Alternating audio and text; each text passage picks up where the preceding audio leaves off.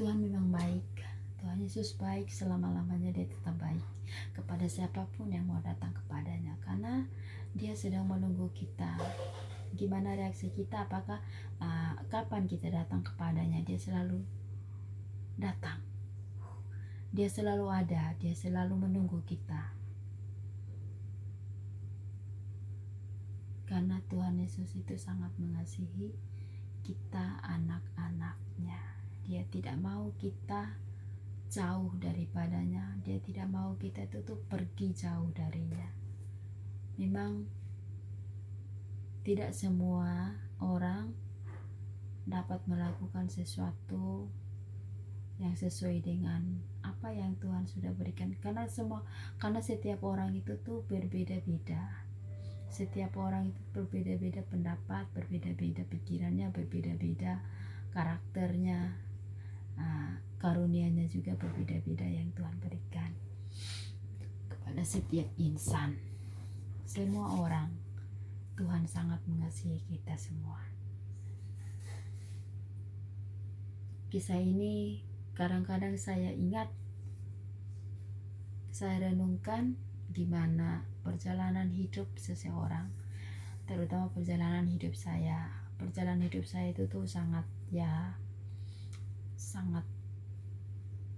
tidak perlu lagi diceritakan, tidak perlu ini hanya Tuhan sendiri yang tahu gimana perjalanan hidup saya yang sebenarnya.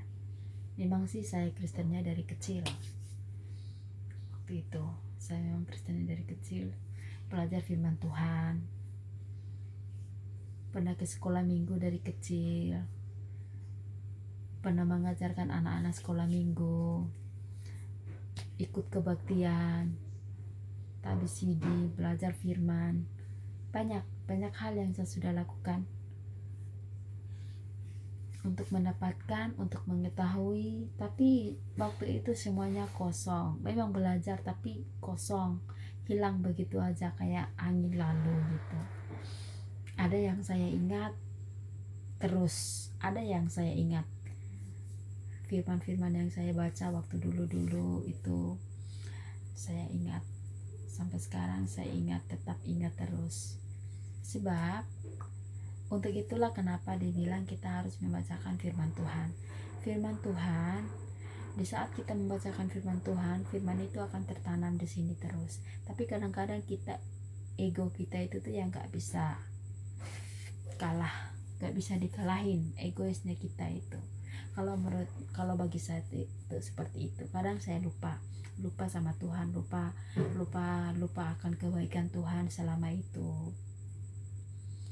Ya, waktu masih muda, waktu masih remaja, gitu. Satu berkali-kali, tapi Tuhan tidak pernah meninggalkan saya. Tuhan tetap memanggil saya kembali. Hampir saya pergi untuk meninggalkan Tuhan. Hampir saja saya pergi. 2 kali saya hampir pergi meninggalkan Tuhan Yesus, tapi Tuhan tidak pernah meninggalkan saya. Tuhan tarik saya kembali. Tuhan, semua yang saya sudah lewati adalah rencana Tuhan dalam hidup saya. Saya tidak tahu apa-apa waktu dulu. Semua yang saya pernah lakukan tiba-tiba hilang begitu saja di saat saya hampir mau meninggalkan. Tapi setelah itu Tuhan panggil saya kembali dengan caranya sendiri. Dia memanggil saya dengan cara yang unik banget. Kenapa saya bilang unik banget? Dia memanggil saya dengan cara saya harus menjadi TKW. Karena pada dulunya itu saya tidak mau untuk jadi TKW, karena saya takut dulu untuk jadi TKW, karena saya lihat-lihat di TV itu penganiayaan segala macam itu. Saya takut karena yang saya lihat dulu itu tuh, yang saya dengar itu tuh penganiayaan yang ada di Arab Saudi gitu. Jadi itu yang saya takut, kenapa saya tidak pernah mau jadi TKW. Tapi Tuhan punya rencana yang indah. Caranya unik banget untuk menarik saya kembali ke jalannya Tuhan. Dia memeriksa dengan cara saya harus menjadi TKW. Akhirnya saya jadi TKW, dan Tuhan mempermudahkan segala sesuatunya bagi saya, dari prosesnya sampai sini. Bayangkan dalam perjalanan cuma 1 bulan, dari rumah sampai rumah majikan, dari kampung halaman sampai rumah majikan cuma 1 bulan perjalanan saya. Sedangkan saya itu tuh orang tuh ada yang 6 bulan, 3 bulan, berbulan-bulan, 8 bulan di PT. Saya hanya 1 bulan. Saya dikecam di PT, saya di segala macam sama orang-orang di PT. Saya dimarahin, tapi saya melakukan semuanya itu kayak Tuhan memberikan saya hikmat. Memang dalam itu, di saat saya mau proses ke sini, sudah ada saya sudah sering membaca firman Tuhan, bolak-balik baca firman Tuhan itu. Waktu itu saya sudah baca berapa 2 kali habis ini semua dulu, tapi baca kayak buku cerita gitu dulu ya. Nah, setelah saya di PT itu saya membaca rutin, belajar berdoa. Kadang-kadang saya dicemoohin sama teman-teman di PT. Saya disuruh diam aja gitu, jangan berbuat apapun gitu. Saya bahkan disayang sama ibu guru yang ngajarin bahasa Inggris itu yang di PT. Saya disayang sama mereka. Itu teman-teman yang lain yang berangkat ke Taiwan itu senang. Saya sampai saya dipercayakan untuk bawa motor sendiri untuk pergi ke pasar dengan ibu guru, dengan miss yang tugas di situ. Itu kasih Tuhan, saya merasakan kasih Tuhan di situ luar biasa sekali. Sampai saya dalam mimpi waktu saya interview,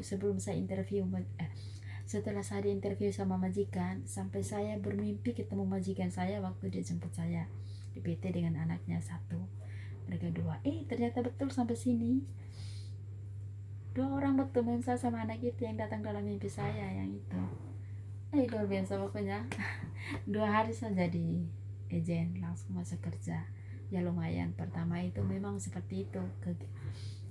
Waktu kita masuk pertama agent, memang rumah majikan memang sih kita tuh harus diproses, gimana proses kehidupan kita, karena kita tuh butuh proses di rumah majikan itu, butuh setia dalam pekerjaan, sabar,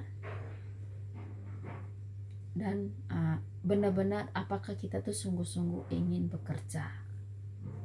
Proses di dalam rumah majikan kita tuh harus banyak sabar. Apakah kita tuh orangnya sabar, orang yang setia dalam pekerjaan, dan orang yang mau sungguh-sungguh bekerja atau tanggung jawab dalam bekerja. 3 ini yang majikan itu butuh dari kita. Jadi saya lakukan itu. Memang saya tuh setiap hari itu nangis ingat orang tua.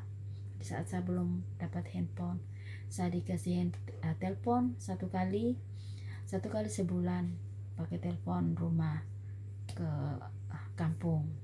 Di situ sabar, nangis setiap hari, kan gak ada orang pergi kantor, nangis setiap hari.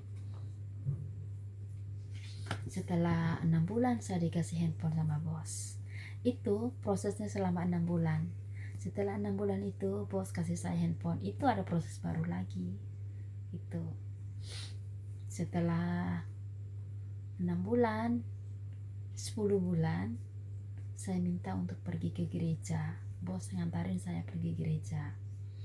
Itu pun saya cari, Tuhan sudah atur semuanya. Tuhan yang atur semuanya perjalanan itu. Saya pindah rumah sini, ketemu teman di sebelah, anak Jawa yang agama Muslim. Tanya saya, Mbak, orang Kristen kan? Dia bilang iya. Saya bilang saya orang Kristen. Dia bilang, Mbak mau gereja nggak? Dia bilang gereja Natal. Saya bilang gereja Natal mau sih, tapi di mana? Saya bilang gitu. Dia kasih tahu alamatnya. Dia kasih tahu teman. Akhirnya kasihlah teman yang pertama, terus yang satunya itu ya Delci. Ketemulah Delci, dia kasih nomor Delci ke saya. Akhirnya Delci, saya telepon Delci kasih tahu alamat gerejanya. Majikan saya ngantar, majikan saya ngomong sama Delci gerejanya di mana, gimana 3 jam majikan tunggu saya sambil doa ibadah. Setelah 3 jam dia jemput saya kembali pulang ke rumah. gitu. Luar biasa kan, Tuhan Yesus itu sangat baik. Akhirnya pelan-pelan